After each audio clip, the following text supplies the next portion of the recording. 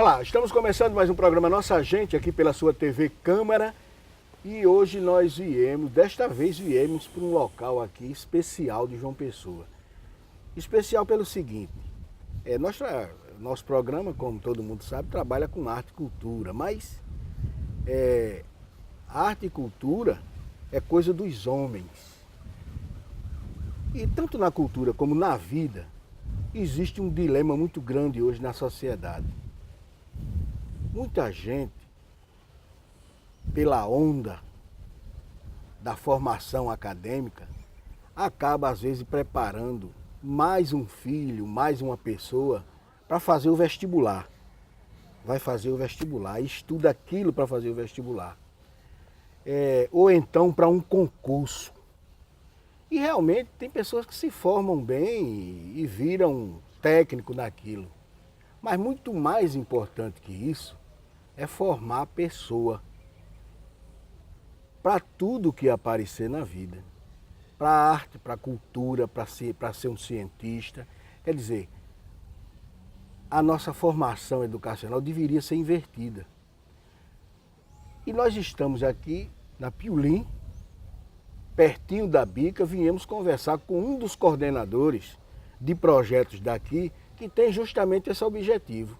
Apesar de ser um local de cultura, mas não é obrigatoriamente para formar o ator, é para formar pessoas, dar oportunidade, abrir a cabeça. Comigo aqui o Buda Lira, tudo bem, Buda? Tudo bom, meu irmão. Claro que aqui não tem aquela estrutura que a gente desejaria, mas o que é que está dando para fazer nesse sentido aqui? Acho que a partir de 2000 aliás, desde 95, quando eu retornei para cá, e em 2000, nós começamos a pensar em planejamento. Nós tivemos em 2000 um primeiro esboço de planejamento com o apoio do Sebrae, para discutir exatamente isso aqui, né? Então a gente teve esse foco, né? Vamos planejar, estabelecer etapas, principalmente porque também a gente tem uma estrutura muito grande em termos físicos, né? São 4 equipamentos, essa casa grande que vocês estão vendo ao fundo, tem um galpão, nós acabamos de restaurar, ou pelo menos adiantar um pouco a obra. Tem um engenho, tem sala de aulas, enfim, é um universo muito grande. E era necessário que a gente botasse os pés no chão e dissesse assim, o que é que a gente quer alcançar no curto e médio e longo prazo. Então foi isso que foi dando uma mudança, não é? Você disse, tem muita coisa para fazer ainda, em termos de estrutura tem.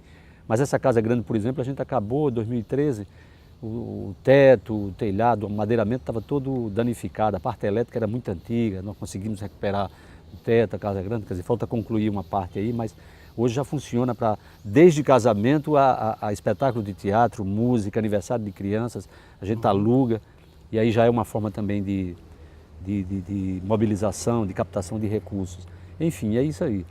Agora, você tocava num ponto que eu acho que é o nosso coração, na verdade é o corpo inteiro, é integrado, coração, cérebro, que é o trabalho educativo, que é o atendimento a esse público próximo daqui, dos bairros próximos, Roja, Tambiá, Mandacaru, Padre Zé e outras localidades. É um trabalho feito para crianças, adolescentes e jovens, né? No sentido de transformação deles mesmo, de desenvolvê-los como pessoa e como um ser social, como somos todos nós.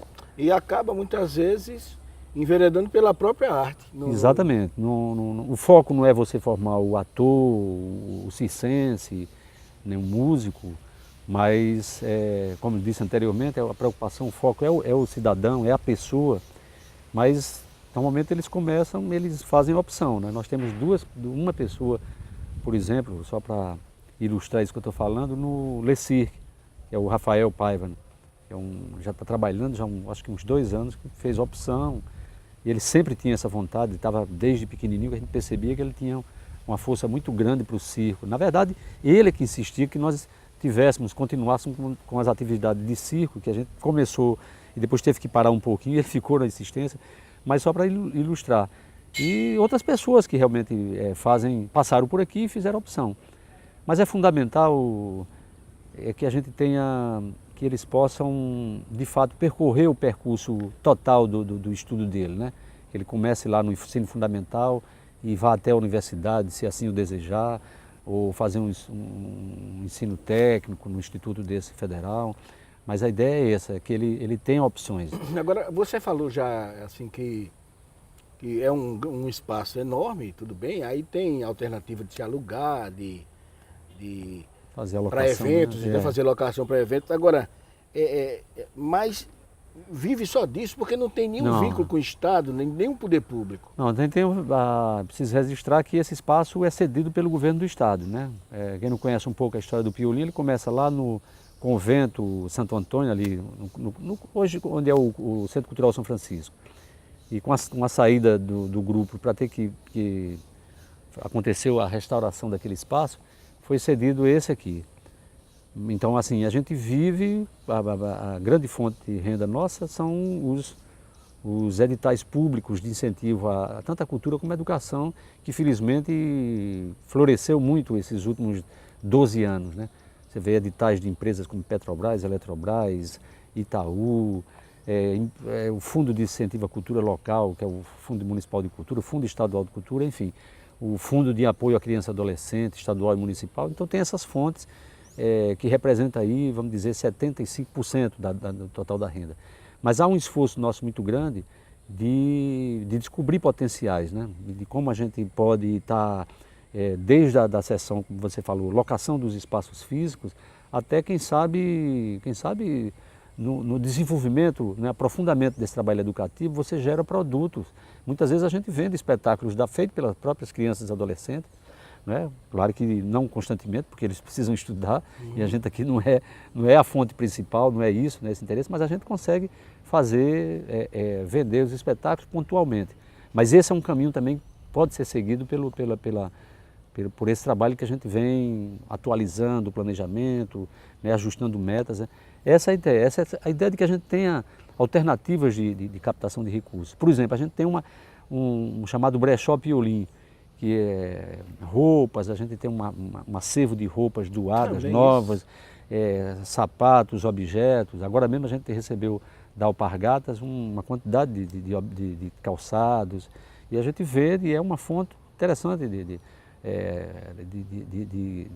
recursos. As pessoas doam roupas, e isso também é uma fonte de recursos. E já para fazer a ligação com a educação, por exemplo, a gente pode desenvolver uma habilidade aí de adaptação, chama customização, né? Desenvolver para o figurino, você já serve como hoje já serve para os espetáculos cênicos que saem das oficinas, ou mesmo os grupos, pessoal de cinema vem aqui, a gente aluga roupas, faz parceria, quer dizer, não é só o recurso financeiro. Às vezes é a parceria, a troca de recursos, você pode fazer uma oficina. Você deu uma ideia, tem um grupo Gangrena, que é de hip hop. Eles desde janeiro que eles estão ensaiando aqui, 3 vezes por dia. Então, quando a gente precisou de professores, eles vieram da aula. Por sinal, uma coisa que é encantadora, a garotada assim fica maravilhada com, cadê o que queremos permanecer? Eles usam o espaço de vocês e dão uma aulinhazinha deles, exatamente. Então tem todo esse jogo que eu acho que é isso que está inclusive pautado para tudo, né? Você hoje não é aquele serviço público, né? É do público, você não tem, não, tem que ter. Nós temos que estabelecer aí não é só dar o peixe, nós queremos recursos, nós queremos inclusive avançar nessa parte educativa, porque achamos que eles podem ir além. Nós estamos aqui ainda, inclusive, vamos dizer, numa fase de iniciação, mas com potencial muito forte, apontando aí para um aprofundamento desse trabalho educativo. Uma relação, por exemplo, com o Pronatec, que prepara artista circense, cenotécnico, a parte de iluminação, enfim. Se a gente fosse conversar aqui, levava... Agora sim, envolve quantas crianças, quantos adolescentes, assim, pelo menos por ano, por período? A nossa meta é chegar, Edmilson, a 100 alunos. No turno da tarde, 100 no turno da tarde, pelo menos 80, vamos dizer 80. Mas a gente tem capacidade de atender 100. E no turno da manhã, que a gente não está atendendo ainda. A gente já atendeu um período, mas não está atendendo. Mas a média que passa é essa. Hoje nós temos em torno de 65 alunos inscritos e frequentando. E como é que esses meninos são provocados, essa juventude é provocada? Por exemplo, porque tem muita gente que nem conhece aqui. É. Mora aqui pertinho em Tambiá e não, como é que vocês fazem a provocação? A divulgação tem muito fortemente o boca a boca, por exemplo, você tem alunos de 3, 4 anos atrás que divulgam o resultado, mas a gente não espera só isso, a gente manda, quando ao final de cada ano, no começo do outro, manda cartas para cada família, para renovarem suas matrículas, o carro de som circula no bairro, nos horários. Nós temos uma inserção muito boa nas redes sociais, Facebook, a gente divulga bastante. E é isso que eu estou falando, o espaço nos últimos 5 anos, ele ampliou muito o seu atendimento, não só o público específico nesse trabalho educativo, mas o público de um modo geral. Por exemplo, há uns 10 anos, aproximadamente, a gente trouxe para cá o Forró do Cafuçu, porque tem tudo a ver, fazenda, o baile também, shows já estão acontecendo aqui, vários shows durante o ano. Quer dizer, nós contabilizamos entre 2012 e 2014 uma média de 14 mil pessoas, né? Que é uma coisa que a gente faz também, que é esse monitoramento. Quanto público você atende, porque é importante para a gente, como a gente falou aqui dos recursos, etc. Então, felizmente, o Piolim voltou a entrar na agenda, vamos dizer, cultural e, vamos dizer, política também da cidade, porque começou a aparecer mais, né? Você que é da primeira leva lá de cima, que conheceu a fundação, eu também, dessa geração, mas tem uma geração nova que felizmente está chegando aqui. E é importante ressaltar que nós temos uma expectativa muito boa na finalização, na conclusão das obras de recuperação, de requalificação que chama da Bica, né? Começou, né? Já tem, eu acho que a parte dos mamíferos aí já está bem adiantada, mas a ideia é que isso aqui se torne realmente um parque que já acolhe muita gente, tem uma frequência assim muito altíssima de público, mas isso pode melhorar, e eu acho que essa junção da cultura com o meio ambiente, né, porque concretamente nós estamos aqui ao lado, isso pode dar essa área aqui pode se tornar realmente um potencial para a cidade e para os seus visitantes. Veja só, agora eu vou explorar você também noutra coisa, já que você está de dentro dessa história aqui, sempre a gente viu você aqui. Um dia desse a gente veio aqui para o Parque Arruda da Câmara, a Bica, que você falou, e estacionamos o carro aqui. Aí o entrevistado olhou para cá, para o Piolim, aí disse: o que é aquilo, hein? Quer dizer, muita gente na cidade desconhece ainda esse espaço fantástico de cultura, de arte, lazer, juntinho aqui, vizinho da Bica. Então, eu queria que você contasse um pouquinho da história do Piolim, tá certo? Mas daqui a pouquinho, depois do nosso intervalo. Essa é a nossa história. São lugares e monumentos para serem admirados. Vamos defender nosso patrimônio e manter essa memória viva. Essa é a nossa cidade. São praias e espaços verdes para curtir a natureza. Com a Câmara Municipal, vamos cuidar e preservar nossas belas paisagens. Se João Pessoa é o seu lugar, junte-se a nós. E vamos espalhar cuidados por aí. João Pessoa é o nosso lugar e a gente cuida. Estamos de volta com o programa Nossa Gente aqui numa visita cultural a Piolim, aqui pertinho da Bica, esse lugar maravilhoso, conversando com o Buda Lira, que é ator, intelectual, artista, multi-atividades. Mas a gente deixou lá no primeiro bloco uma provocação, Buda, que é o seguinte: é que muita gente na cidade conhece até de nome, conhece de imprensa, de ver na imprensa, mas não conhece Piolim, sabe? Qual a história disso? Como é que isso nasce? O que já foi, o que já representou e como está hoje? De fato, houve um certo intervalo, né, da mudança do Piolim, que surgiu com a ocupação de salas no antigo convento de Santo Antônio, naquele anexo ali à igreja de São Francisco, isso por volta de março de 1977, e ali se desenvolveu por todo o final da década de 70 e uma movimentação muito intensa de shows, desde o Tarancon, passando por início de carreira de Elba Ramalho, Jardim Macalé, teatro, era uma movimentação muito intensa. Com a transferência para cá, 80, por aí, realmente, de fato, foi se formando uma geração ao longo dos anos que o Piolim não trabalhou na mesma intensidade, vamos dizer, na relação com esse público. O trabalho era intenso aqui, mais para dentro, uma produção, experimentos teatrais na rua, etc. Até vi o Val da Sarapalha, mas ficou conhecido o Val da Sarapalha. Na verdade, inclusive, o espetáculo ficou 3 meses aqui, isso no começo, em 92, março até mais 3 meses em 92. Então não havia, de fato, a cidade cresceu, né? Outras gerações surgiram, o Piolim ficou um pouco distante. Acho que a partir de 2005, vou precisar mais ou menos aí, 2006, vamos dizer, acho que com a inauguração, a reabertura do teatro, né? Que foi feito aqui na uma restauração do antigo Banguê, a fábrica de rapadura do engenho. Isso aqui é um antigo engenho de cana-de-açúcar do século XVIII, meados do século XVIII. Então nós restauramos o teatro entre 2002 e 2005, 2006 houve a reabertura com o espetáculo A Gaivota e a partir daí foram engrenando uma série de projetos, seguindo com o projeto educativo e abrindo para esses eventos que a gente acabou de falar, festas, a locação para shows, aniversários, casamentos, isso tudo porque aqui tem essa característica, esse potencial, a gente faz isso. Então assim, o percurso do Piolim foi isso. Surgiu com uma ideia de um grupo de teatro, a partir do impulso, de uma vontade de Luiz Carlos Vasconcelos, que é ator, diretor já bastante conhecido, né, do público de televisão e de cinema.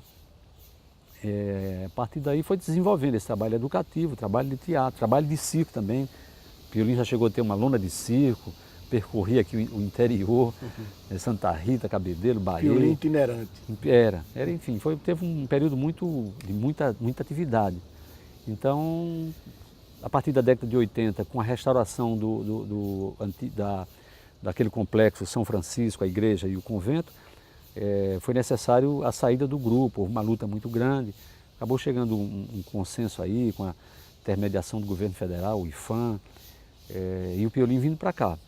Né? E aí, como eu já falei, a partir de 2006, 2005, há uma mudança, paulatinamente uma mudança para vamos dizer, revitalização, reanimação desse trabalho, né, na amplitude que ele chegou hoje. Mas mesmo assim, eu falava que a média de público entre 2012, 13, 14, de 14 mil pessoas, mas a gente pode triplicar isso aí e quem sabe daqui a uns dias a pessoa vem aqui e é o Piolim. Não precisar dizer, é o Piolim. Porque é um local tão aprazível, bom, muito bom. De repente muita gente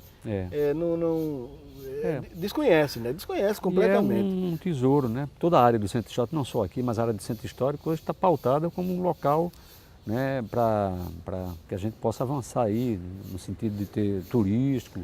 Porque a praia... Todo lugar tem praia.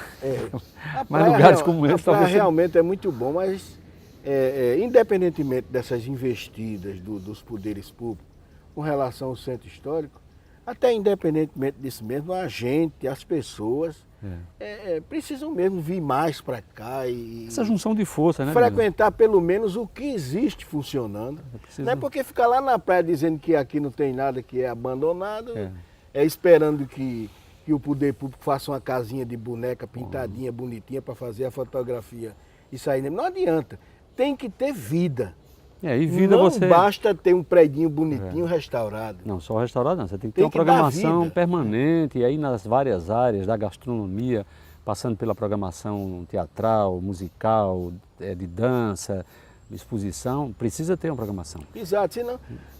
Eu acho que a sociedade, inclusive hoje no centro histórico, por exemplo, tem o movimento Varadouro, você vê iniciativas próximas de empreendimentos, né? Agora mesmo a gente está num trabalho junto com o Sebrae, para inclusive essa relação com o turismo, que envolve Piolim, envolve o pessoal que está lá pelo Varadouro, na parte alta, quer dizer, é necessária essa junção de forças, poder público, né, setores governamentais e a sociedade civil que está se organizando bastante para isso. Exato, porque se não for feito nada, aí ao invés de histórico, vira um centro pré-histórico.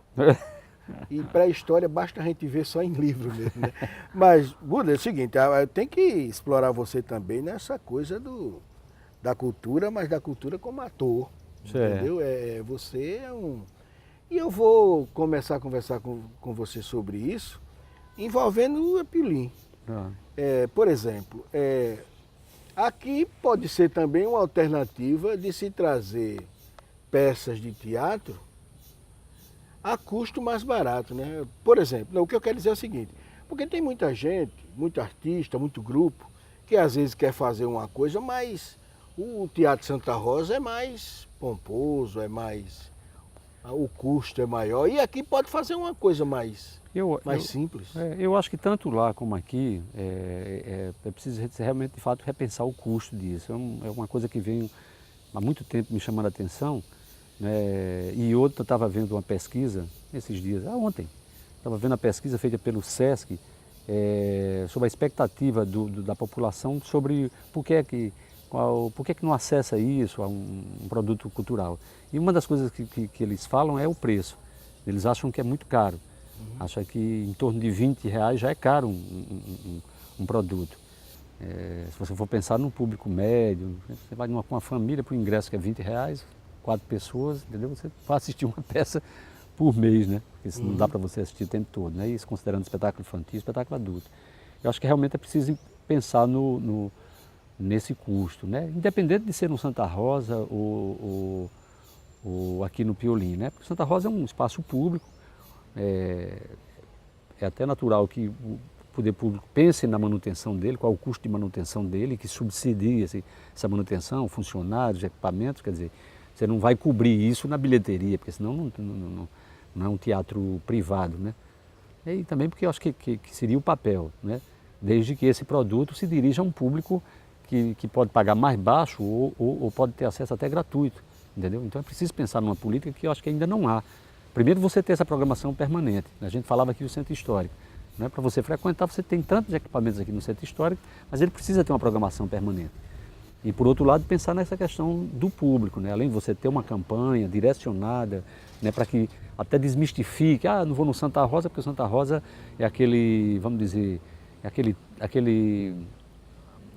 palácio, né? Eu não tenho acesso, não tem nada disso, quer dizer, eu já vi muita coisa, muito espetáculo popular, me lembrei agora de Zé Bezerra, na década de 70, 80, que realmente lotava o público, popularizava, fazia uma campanha e cobrava um custo barato, né? Quer dizer, acessível, vamos dizer assim. Então acho que é preciso ter essa popularização.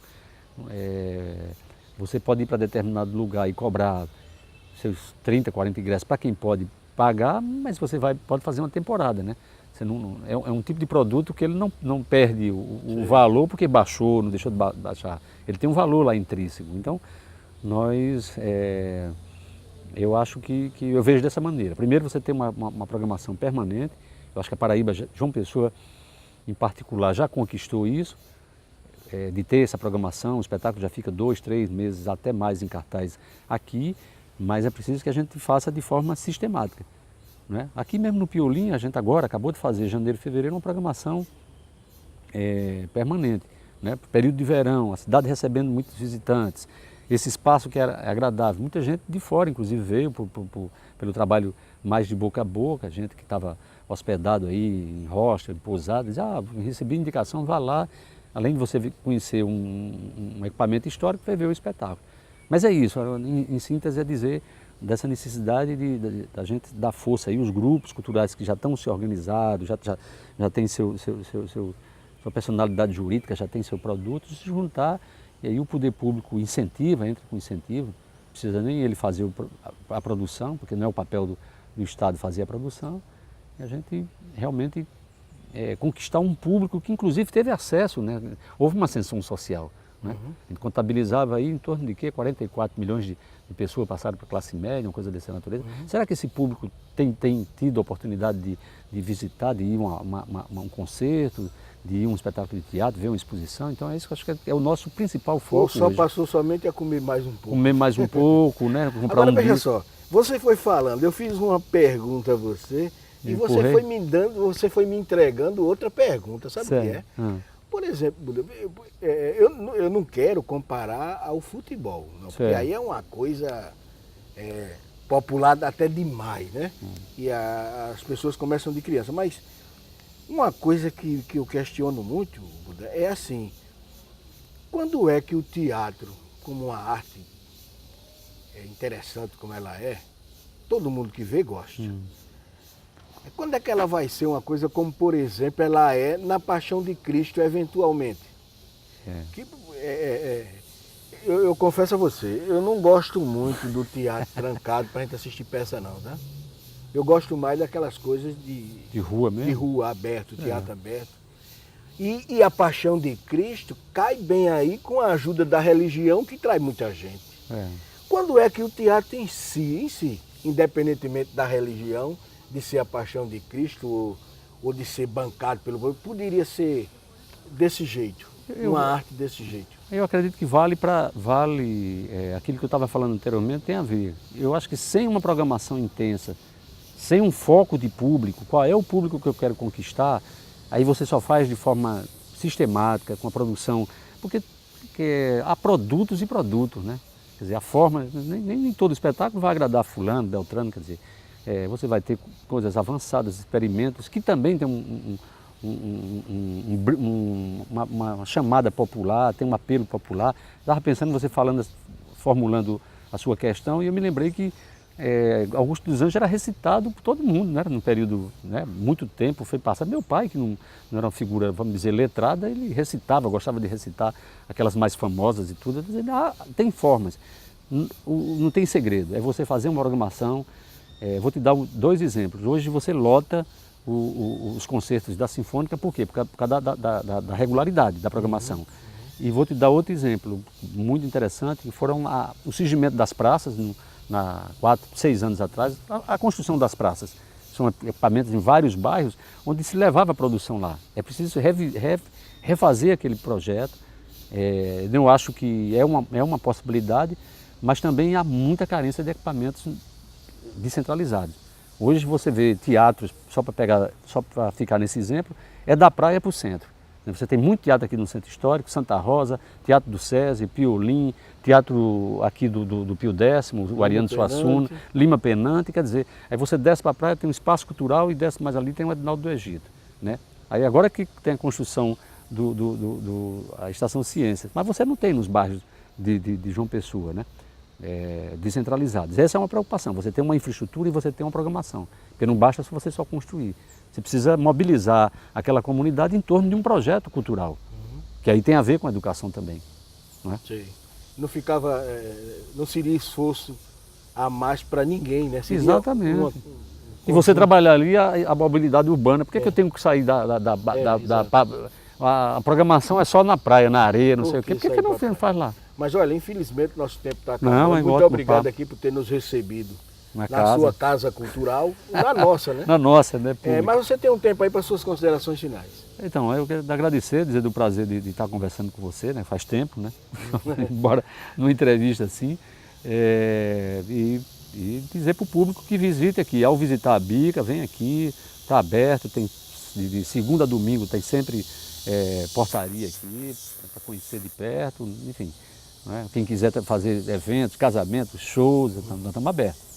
E à tarde, atividades educacionais também. Até o próximo programa.